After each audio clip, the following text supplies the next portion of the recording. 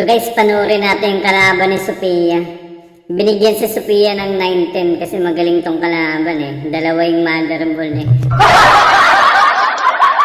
Joke lang guys. Tingnan nyo naman guys, pailing-iling lang oh.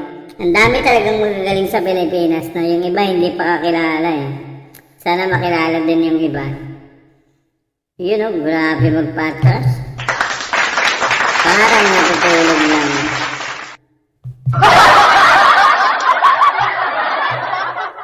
Ito guys, yung 7. Problema niya yung 9. Nag-isip.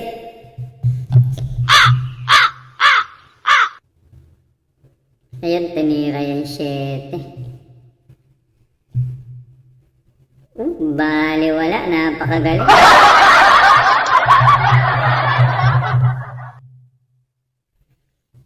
Ito guys, tingnan natin kung mapapatras niya ba ito kasi diretso eh. Yan, mananalo na siya dito pag pag na-shoot. Yan, tumalon. Malas. Sayang naman yun.